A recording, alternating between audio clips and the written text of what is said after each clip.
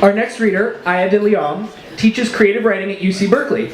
Kensington Books publishes her award-winning feminist heist series, Justice Hustlers. You thought I wasn't going to say that real hard. You were incorrect about what I am honor-bound to do when the script says Justice Hustlers. Uptown Thief, 2016. The Boss, 2017. The Accidental Mistress, 2018. And in 2019, Side Chick Nation, about the hurricane in Puerto Rico. Yeah, make some noise. Of award-winning feminist heist series. I've written 0 award-winning feminist heist novels. That's like the human average. 4 is inconceivable. You don't realize what that's like. So many standard deviations. It's so many standard deviations. It's like 8 of them. I didn't do great in statistics. She has received acclaim in the Washington Post, the Village Voice, and the SF Chronicle. Aya is at work on 2 suspense novels. Number 1, Operation Hologram, about FBI infiltration of an African-American political organization. When could that have happened? And 2, a black spy girl book for teens called Going Dark. She blogs and tweets at Aya de Leon and ayadeleon.com. Everybody make some noise for Aya de Leon!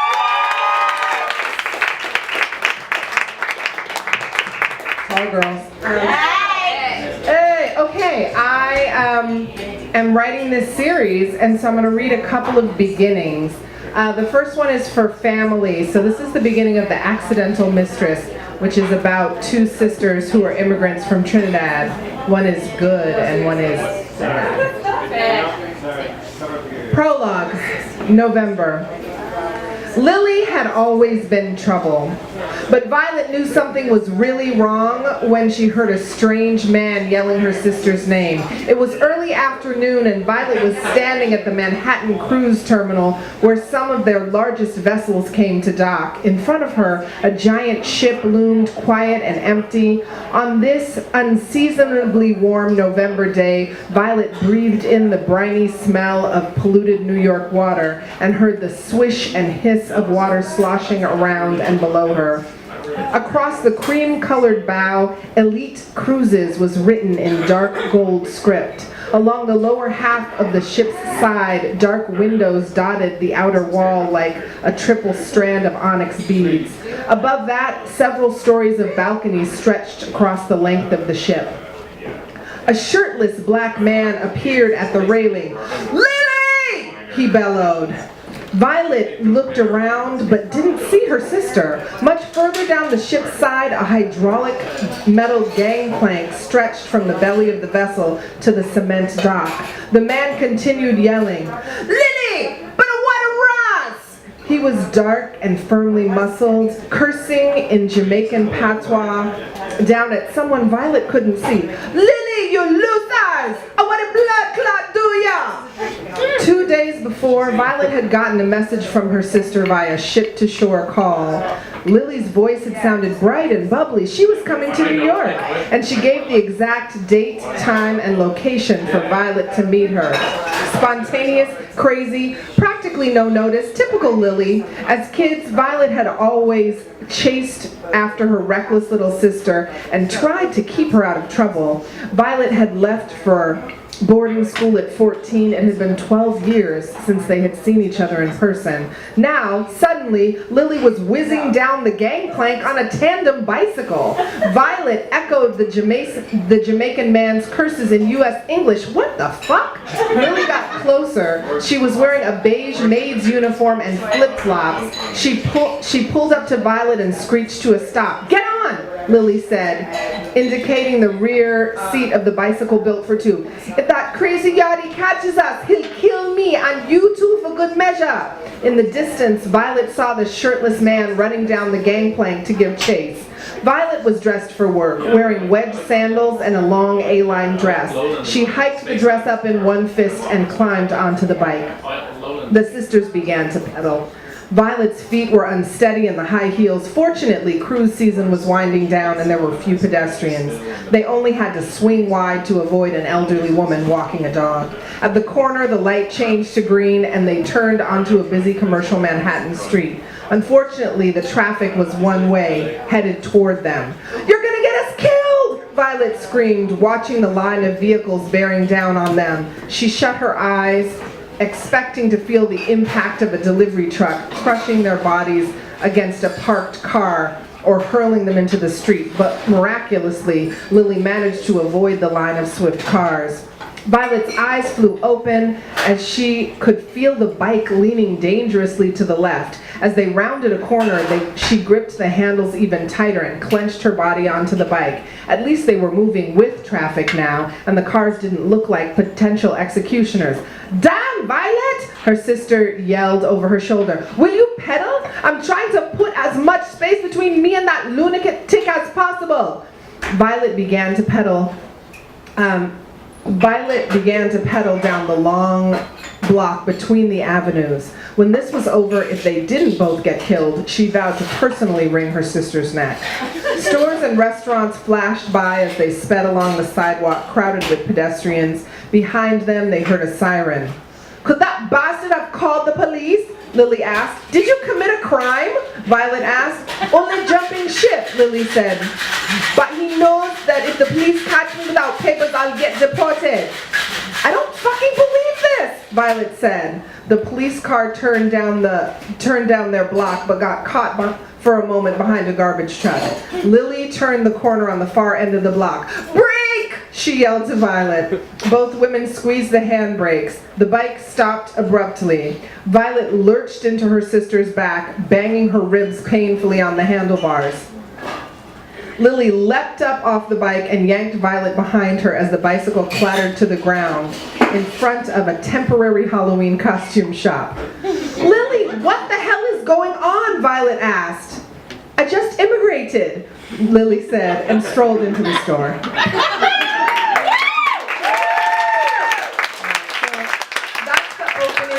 Accidental Mistress. I like to open with chase scenes, but with the new book. So this is Side Chick Nation, which is about the hurricane in Puerto Rico, and I wrote a chase scene, but I felt like I needed something hurricane-y before that. So this is the prologue. Our girl here, Dulce, is in Puerto Rico, and she's not from there. She's Dominican, but she is in Puerto Rico and was trying to get out and couldn't get out, so she's in a storage space, kind of squatting in the storage space to wait out the hurricane. Oh, trigger warning, flashbacks of sexual and domestic violence. Prologue. Water flooded the storage space as Dulce slept. It seeped up through the metal slats in the pull-down door. It pooled on the concrete floor. It rose around the mattress where Dulce was sleeping. Although not exactly sleeping, more like in a stupor or a spell from the cocktail of rum and marijuana, it dulled her hearing so she didn't startle with the shrieking of the winds and battering rain and thudding of broken branches against the building. It dulled the panic she would have felt, alone in a storage space where she was living illegally in a hurricane and nobody knew she was there. Water seeped up, turning the mattress into a giant sponge. Soon her back was wet. The crisscross of her racerback tank top, the cotton shorts, the moisture seeped up into the fabric. Even above the surface of the water she lay in, inch by inch, the line crept up her feet, her beautifully painted blue toenails, the sides of her arms and legs, hips and torso. It soaked her hair, destroying the remains of the blowout she'd been trying to conserve. She had sweated out the roots, but the tips of her hair had stayed somewhat straight, even in the humidity. She'd kept it in a ponytail over the last few days, so the ends didn't erupt into tight curls from the sweat on her back and shoulders. But now the water rose just above the mattress, soaking her hair, and it bloomed into springing curls all around her head still. She slept.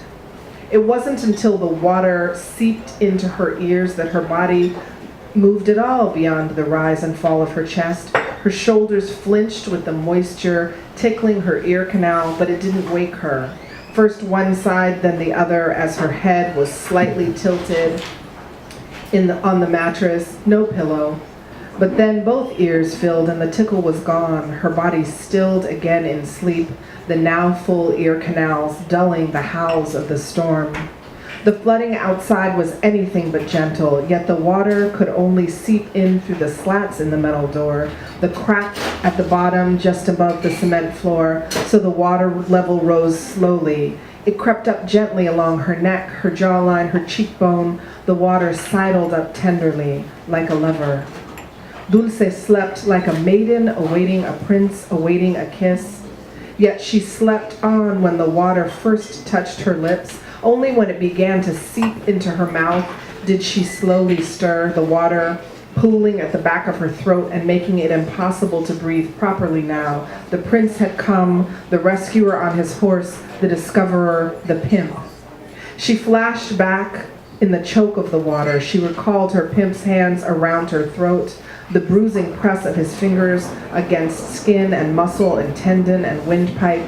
As the floodwater of the hurricane tickled delicately into her throat, her body recalled the more searing pain of constricted breath, the scrabbling panic of asphyxiation, her heart hammering frantically as if it needed to escape her body in order to survive. Then the half blackout, feeling her body slump to the floor, the wince with the sharp press of his boot toe as he delivered a single kick to her hip, now soaked in the floodwater, the left hip. Her pelvis was tilted slightly, and her left side pointed down toward the sodden mattress. Her right side was slightly raised, the hip bone jutting above the waterline like a disappearing island of brown skin as water pooled between the tops of her thighs. Yet she could feel that the real threat was at her throat again, like the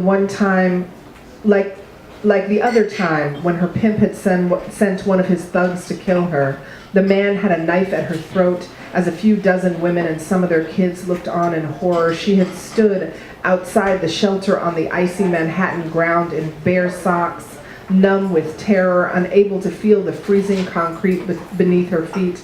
Again, the press at her throat, the knife threatening not only skin and muscle and tendon and windpipe, but now her carotid in jeopardy as well. More water trickled into her throat and she coughed weakly, her gag reflex still kicking, and with the gagging, part of her brain began to register the fact that her life was in danger. Some fight or flight response activated her tongue, dragging it into action to spit out some of the water. Her life in danger. Her body struggled to wake but couldn't quite push through her half-dreaming stupor in which the unbidden memory bloomed in her mind like a nightmare. The time she had been fool enough to go back to her pimp and he'd thrown her against the wall, paint and plaster crashing into her back and shoulder like a drunk driver. When she staggered to her feet, he'd choked her, his thick fingers more insistent than ever this time, despite her own hands gripping his wrists, digging her fingernails into his skin, trying in vain to open the vice of his oppositional thumbs. Yet it was her own grip she could feel loosening, and she began losing consciousness. That had been Dulce's breaking point, the moment she decided to leave him for good, or rather, she passed out fearing that she might die, but deciding to live if she found she had a choice. That same resolve woke her inside the storage unit. She sputtered to life, coughing through a burning throat in total darkness, completely soaked, her body sluggish and disoriented with the marijuana and the residuals of rum. She tried to lift her head, but her hair was unexpectedly weighted down with water.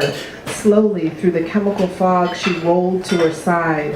As if in slow motion, she dragged an arm beneath her to prop herself up on one elbow. She coughed and gagged, suddenly vomiting, yet the retching made her a bit more lucid. Even in the total darkness, she was able to orient herself, to make some sense of the bizarre combination of mattress and moisture, screaming winds, and crashing thuds in the darkness. Storage space, hurricane, flooding. Fuck! Thank you.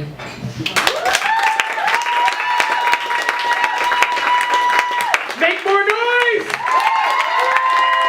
Tell these folks where they can get a hold of your work. The Justice Hustlers books are available all the places where books are sold, online at IndieBound, Powell's, and Amazon, and a lot of the bookstores carry them. I know in the East Bay, Pegasus in Berkeley keeps them stocked. Thank you. One more round of applause.